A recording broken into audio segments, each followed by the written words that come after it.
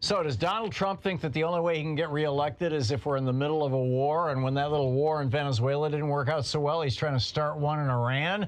Check it out. Leave your comments, ding the bell, and subscribe to our channel, please. Stephen Miles, the director of Win Without War. This was one of the organizations, I believe, that emerged out of George W. Bush's saber rattling. Remember when George W. Bush gave his State of the Union address? I believe it was the one in 2002. In February, March of 2002, when he said that there was this axis of evil, a phrase that his speechwriter David Frum had invented. And he said that the axis of evil was Iraq, Iran, and North Korea. And, you know, that we had to take them out. And immediately what happened was Iran and North Korea started building nuclear weapons. And Iraq said, we're not going to do nuclear weapons. We're not the axis of evil. Saddam Hussein is he's writing a romance novel trilogy right now. We've got nothing. Send over the inspectors. Come on, you can look all through our country. You know, bring Hans Blix. Bring Scott Ritter. Check it out. It's all good. You know, we have nothing to fear. And the UN scoured the country from end to end, and they couldn't find anything. And George W. Bush went to war with them anyway, and they had nothing to do with 9/11. And George W. Bush and Dick Cheney went to war with them anyway. They lied us into this war. And what happened when the war was finally resolved, in quotes?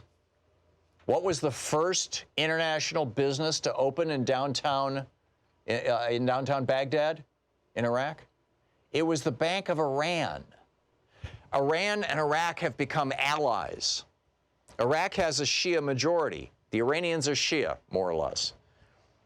And so they're good buddies.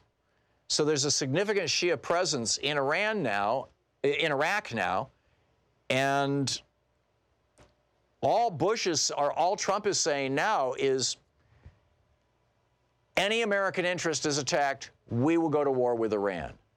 Now that could be a bunch of American soldiers in Iraq who get attacked by forces, any kind of forces, local warlords or whatever, who ever got any kind of support at all from Iran.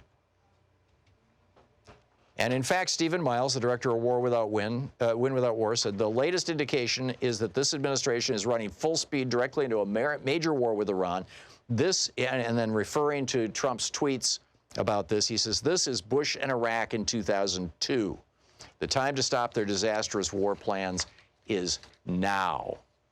Meanwhile, the headline over at the New York Times, this just went up today, the headline, U.S. officials raise alarm of Iranian threat targeting American troops in Iraq.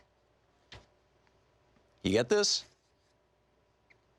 Senior American officials said on Monday that new threats by Iran against U.S. troops in Iraq were behind the sudden deployment of an aircraft carrier strike group and Air Force bombers.